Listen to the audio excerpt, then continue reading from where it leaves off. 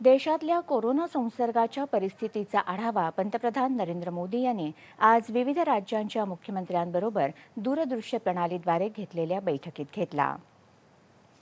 कोविडचं आव्हान अद्यापही संपुष्टात आलेलं नाही, त्यामुळे अजूनही सावधगिरी बाळगण्याची तसंच तपासणी, शोध, उपचार, लसीकरण आणि कोविड प्रतिबंधासाठीचं सुयोग्य वर्तन यावर भर देण्याची गरज पंतप्रधान नरेंद्र मोदी यांनी व्यक्त केली।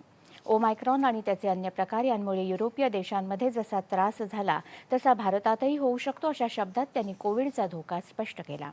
जगातल्या आणि देशातल्या परिस्थितीवर तज्ज्ञांचं बारीक लक्ष असून त्यांच्या सूचनांनुसार देशानं वेळेवर आणि एकत्रितपणे प्रयत्न केले पाहिजेत, असंही पंतप्रधान म्हणाले। कोरोना संसर्गाला प्रतिबंध करण्याला आजही प्राधान्य देण्याची गरज असून सर्व पात्र बालकांचं लसीकरण तातडीनं होण्याची अपेक्षा त्यांनी व्यक्त केली। शुरू हुई है, ऐसे में कोरोना केसेस के बढ़ने से कहीं ना कहीं पेरेंट्स के लिए चिंता बढ़ रही है।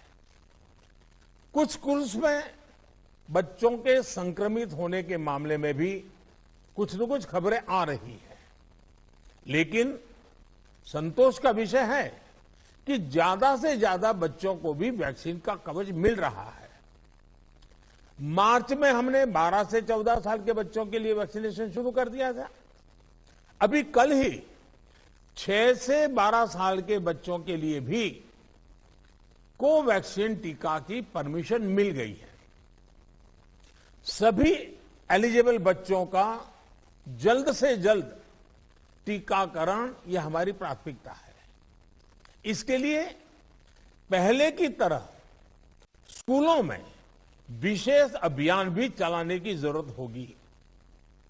टीचर्स और माता पिता इसे लेकर जागरूक रहें, हमें ये भी सुनिश्चित करना होगा।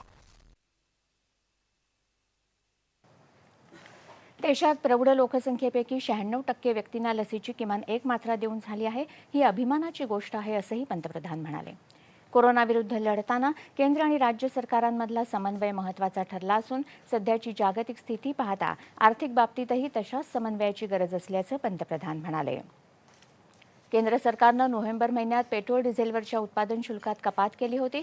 राज्यांनीही त्यावरच्या मूल्यवर्धित करात कपात करणं अशी अपेक्षा होती।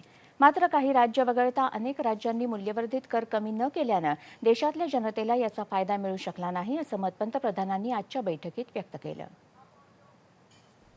जैसा हम जानते हैं कि पिछले साल नवंबर महीने में वैट कम करने की बात की थी, सबको मैंने प्रार्थना की थी, लेकिन कई राज्य, मैं यहां किसी की आलोचना नहीं कर रहा हूं, मैं सिर्फ आपसे प्रार्थना कर रहा हूं, आपके राज्य के नागरिकों की भलाई के लिए प्रार्थना कर रहा हूं।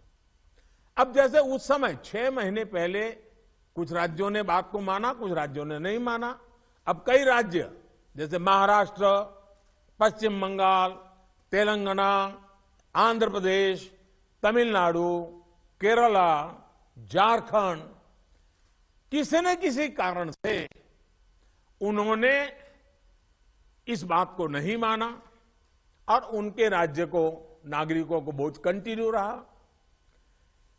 मैं इस बात में नहीं जाऊंगा कि इस दौरान इन राज्यों ने कितना रेवेन्यू कमाया, लेकिन अब आपसे मेरी प्रार्थना है कि देश हित में आप पिछले नवंबर में जो करना था, 6 महीने डिले हो चुका है, अब भी आप अपने राज्य के नागरिकों को वैट कम करके इसका बेनिफिट पहुंचाइए।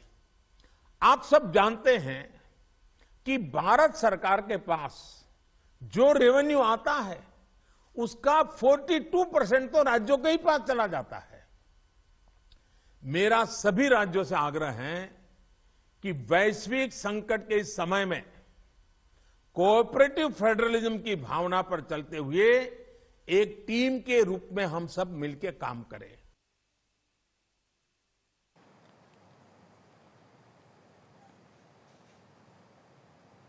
वैद्यकीय क्षेत्रात मनुष्यबळ आणि पायाभूत सुविधा वाढवण्याविषयीही या बैठकीत चर्चा झाली।